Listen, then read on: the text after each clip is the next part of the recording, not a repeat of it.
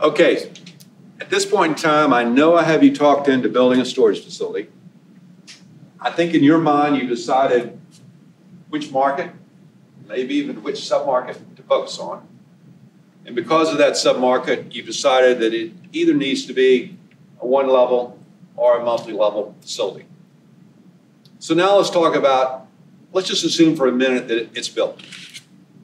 But we know, like I've told you earlier, you're going to get the management company on almost day one. So you're already working with them. But there's nothing more fun than the general contractor handing the keys to the management company.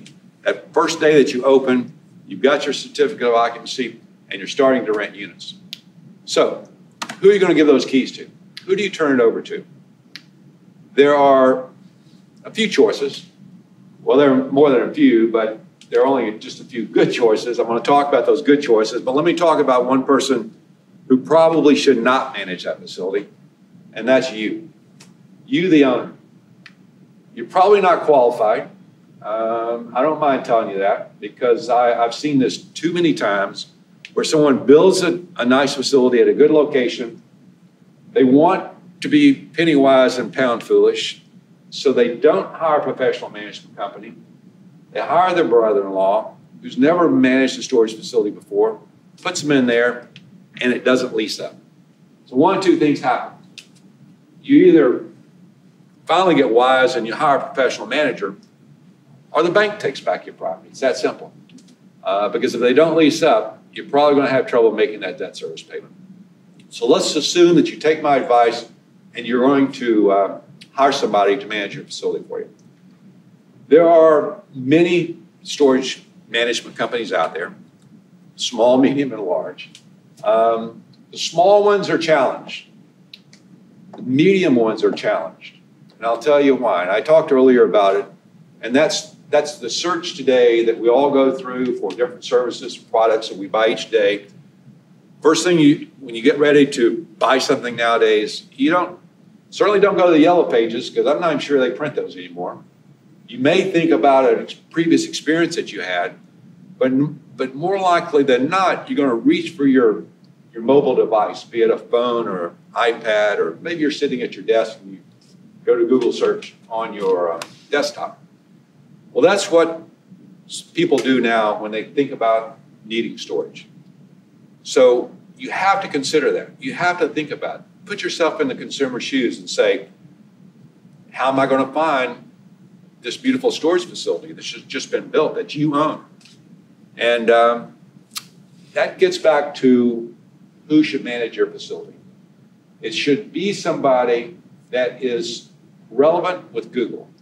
And those are terms you should put quotation marks around. Relevant with Google.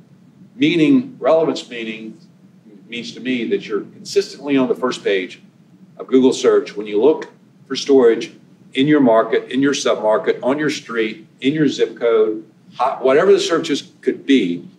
You just need to be on the first page when that search comes up. So could it be a small management company? Yes, not likely, but it could.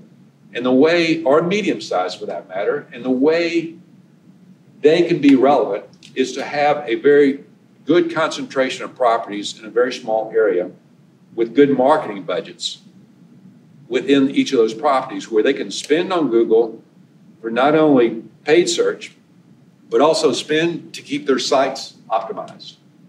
So that is really the key. Make sure you hire a manager who is relevant on Google.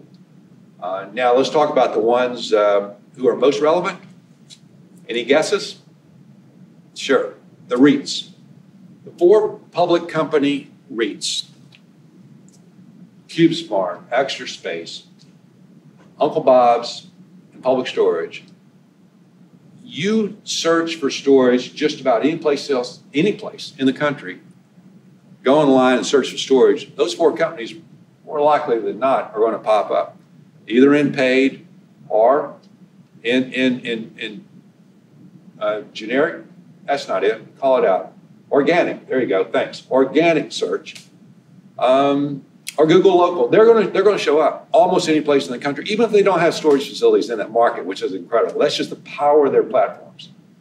So, from my way of thinking, you need probably to hire one of those 4 companies.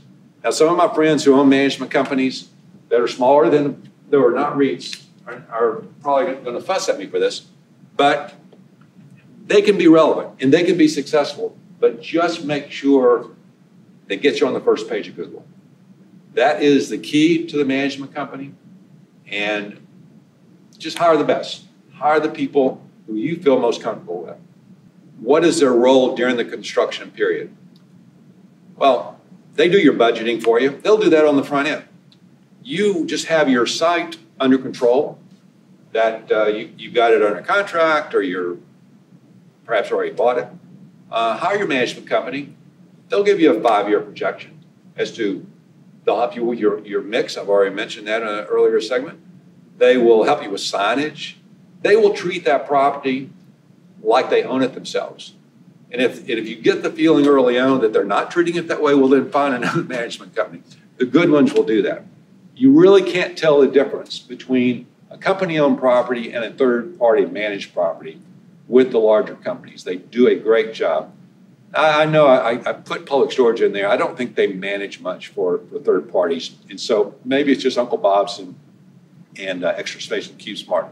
But those 3 companies I know do an outstanding job in helping you from day one with your mix, with your rents. They'll tell you when they think they can lease it up. They can tell you what those rents are going to be, what those expenses are going to be, give you that 5-year budget.